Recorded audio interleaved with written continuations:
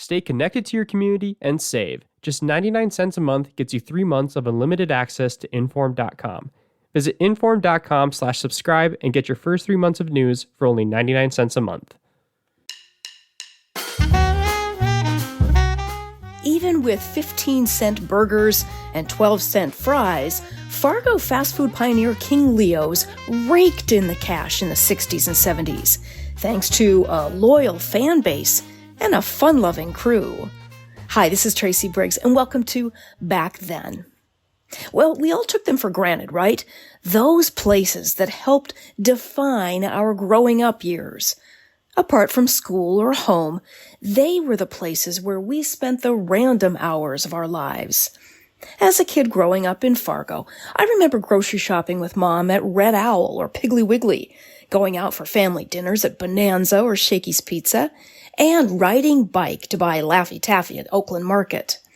But it seems I missed out on a place that thousands of Fargoans who were around in the 60s and 70s do remember. King Leo's on South University Drive. Now, sure, I do remember seeing the tiny fast food hamburger joint at 1833 South University Drive, not far from what was then Dakota Hospital. I even remember holding our Fargo South freshman cheerleading car wash in that King Leo's parking lot. But for some odd reason, I never ate there. To quote Julia Roberts in that scene from Pretty Woman, big mistake. Big, huge. Anyway, that's what hundreds of you would probably tell me anyway. A recent post I wrote on Inform's Facebook page asking people for their King Leo's memories has been reshared 41 times, and I've received more than 150 comments or emails with stories and memories. Wow. Did you guys like this place? It seems I really did miss out on some great burgers, fish burgers and fries, but I also missed out on a rite of passage for Fargo boomers and Gen Xers. I don't have room to publish all of your awesome comments. You certainly can go to Facebook, Inform's Facebook page, and you can see the post there. However, I think this one comment from Fargo native Bobby Rock summarizes the sentiment pretty well. This is what he wrote. There are certain things that we come across in our lifetimes that take us back to a special place. There were 3 places growing up in Fargo that mean the world to me, and this is number 1. I saw this photo of King Leo's, and I got goosebumps, butterflies, a lump in my throat, and a tear in my eye, all at the same time. Before McDonald's, before Hardee's, Burger King, or Taco John's, before all of them, it was King Leo's. Well said, sir. So, after exhaustive research and speaking with former customers and employees, I'll try to get to the bottom of what made this place so special. Of course, the only thing missing is a taste test. Shoot. So we'll start at the very beginning. The hugely popular restaurant was announced with very little fanfare in a very small story in the Forum on October 8th, 1960, with the headline that read, "Year-round drive-in to be built." According to the story, the building on South University, just across from Nativity Church, was being built by Minnesota brothers Leon Latz of Rochester and Bruce Latz of Grand Rapids at a cost of around $65,000. Bruce Latz would move to Fargo to run the drive-in, which, the story points out, would be self-service and not utilize car hops, which were really popular at the time. The restaurant opened in January of 1961. Bruce Latz told the Forum in 1976 that he first came to Fargo at the recommendation of, quote, a fellow in the hamburger business who, he said, told me that Fargo was a promising and good community, and it had what he thought was the required population to support a drive-in restaurant, end quote. Those predictions appeared to be accurate. Business was booming, according to Darrell Feldbaum, who worked at King Leo's for 8 years, much of it as a manager. He told me, I'm not sure what year it was, but I think it was when I first started. Our hamburgers were 15 cents and fries were 12 cents, and we did $600,000 in business. Think of that. We would get 2,400 pounds of potatoes every day, he said. Feldbaum started at King Leo's right after graduation from Fargo Central High School in 1967, and he worked throughout his college years. Working 60 hours a week meant he eventually quit school. But in a fun side note, just last month, he finished his degree at the age of 73. In fact, WDAY reporter Kevin Wallivan talked to Feldbaum about it this past summer, so be sure to check out that story on inform.com. Now, Feldbaum says he worked with a great crew of mostly guys in those early days. In fact, there's a really fun photo in the story on inform.com of Feldbaum standing in front of the counter at King Leo's with a bunch of uniformed men behind the counter, his employees. He, of course, was the manager here. The title of the ad said, "Those Magnificent Men and Their Frying Machines." He said, "It was amazing how busy we were. If you weren't very good, you were weeded out because you had to be able to keep up." Kat Yoakum said, "I was the first girl hired, followed shortly by my friends Nancy Bong Melhoff and Christy Brodell Rausch. I think we were about 15. I loved it when Daryl yelled, 'Bus in!' That meant we were about to get slammed." Former Fargo resident Bruce Kolpak got a job at King Leo's right after his 16th birthday. He said, "The King Leo's culture instilled a strong work ethic in their employees. Standing around was not allowed. If there were no customers to serve or prepare food, you were sweeping, mopping, or wiping down the counters, even if everything was already at its typically high level of cleanliness." But it wasn't all work and no play. Working all of those hours together helped build lifelong friendships. Former employee Jay Holgate said there were a lot of laughs, too. Like the time a fellow employee he calls, quote, "an amateur horticulturalist," end quote, had to think fast when an inspector came to town. Holgate said he was growing an impressive crop of plants, the species of which shall remain nameless to protect the guilty. Here's a hint. It was the mid-'70s, so that might put it into context for you what those plants were. Anyway, Holgate said a few of the crew got soaking wet as they climbed on top of the roof in the rain to hurriedly ditch the plants off the roof to the ground behind the garbage dumpster. Crisis averted. Crew members called Bruce Latz a good guy and a strong and fair man, but that didn't mean they didn't have some fun getting around a rule that he made that didn't sit right with their generation.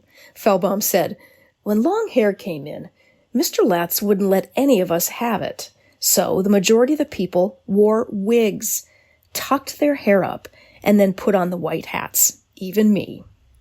Chances are the thousands of customers who went to King Leo's for their burgers, fries, milkshakes, and fish burgers on Friday didn't notice any of those shenanigans. For them, it was all about the food. Jeffrey Munson said, "The Big Leo with extra sauce, fries, and a strawberry shake was my favorite." It certainly helped that King Leo's was just off I-94, making it the perfect pit stop for travelers. John Olson said this, "It was convenient for us to pull into King Leo's to grab bags of food to eat in the car as we headed to the lake. During the car ride, we'd enjoy greasy burgers, fries, and chocolate shakes. King Leo's was always a very special treat. Yet to this day, King Leo's continues to bring back memories of summer days and trips to Minnesota Lake Country." Kurt Anderson from Wahpeton said, "We often traveled to the Fargo area to compete in sports. Mom would give me $1 for King Leo's, and that would buy 2 burgers, a fry, and a pop. And I still had change to give back to Mom." And Dave Wallace, a former forum photographer who I've worked with for years, had something kind of funny to add to Kurt Anderson's story. He also lived in Wahpeton, and he said, "I wasn't really interested in sports, but I rode the student fan bus to a Fargo game or two because the bus would stop at King Leo's before or after games." Good idea, Dave. Todd Hansen said, "We always stopped on our way to and from Grandin to my grandparents' place in Robinson, North Dakota. I would yell from the back seat when I saw the Crown. I was 4 years old." However, as is the case with many of our favorite restaurants of the past, it's not just about the food. It's about the memories made eating there, even when you weren't supposed to. Get a load of this story from Brian Davies. He said, "My mom would drop me off for a 12 o'clock mass at Nativity across University Drive. We would go through the building, out the door, and cross the road to spend church at King Leo's, then return to Nativity, grab a bulletin to prove we were there, and then Mom would pick us up." My goodness. I think we might have to do a follow-up story with Mr. Brian Davies to figure out if his mother ever caught on to his scheme. Missy Young said, My memory is the seats they had. You could spin in a circle. They were red and white striped, and we'd get into trouble because we wouldn't stop spinning around. A side note, Missy is a friend of mine, and I don't know why I didn't ever go to King Leo's with her. I think that's a missed opportunity. Others remembered how the crew would give away burgers they didn't sell at closing time. Darcy Herman said, going after road basketball games and cleaning out the, oops, we made too much burgers and fries. Funny how the food was always hot. At one point, the Latz brothers were operating 6 King Leo's restaurants in the state of North Dakota. Fargo was the only site still in operation by 1978. But not for long. In the spring of 78, the Burger Doodle Corporation of West Fargo acquired King Leo's. While it continued serving burgers in its original location, according to former employees, the restaurant closed for good in the summer of 79.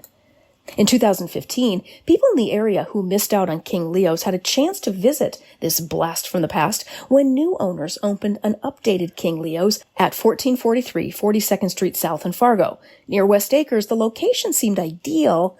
Nonetheless, the business closed on December 31st, 2016, a little over a year after it opened. But memories of the original still live on, with customers who remember spinning on those red and white stools while sipping milkshakes, and with former employees who now have vintage King Leo's signs hanging in their kitchen. So, you've all convinced me. I wish I had had the chance to eat there. Of course, these days we can get a burger anywhere, but for many of you, even the most deluxe $5 burger won't fill you up like those 15-cent burgers did when you were a kid, riding in the back of the family station wagon, or hanging out with friends on a Friday night. The little hamburger joint just off the interstate is gone. A convenience store now takes its place. But as you drive by that spot on South University, you might tell your kids and grandkids, there used to be a great little burger place there. Your mouth might even water a little bit. The Happy Meal generation probably won't get it. But that's okay. You know in your heart and on your taste buds, the king will always reign. Another side note, in addition to some really fun pictures from King Leo's in this story on inform.com, the State Historical Society of North Dakota found some old video clips from some King Leo's TV commercials. Now, I say they're clips because it's not an actual edited commercial. There's not even any audio. It's just some film clips from Bill Snyder's studio, but they're kind of fun. So I appreciate you listening to the podcast, but do go back to inform.com and see the photos and look at the video from the State Historical Society. Well, this has been a fun walk down memory lane. Again, I wish I had had some burgers here from King Leo's to try and eat, but maybe next time. Thanks for joining me on Back Then. I hope you catch me next time. Get reliable and accurate local news with inform.com. Inform.com is your trusted local news source with journalists dedicated to keeping you informed about what's happening in your community. Visit inform.com now.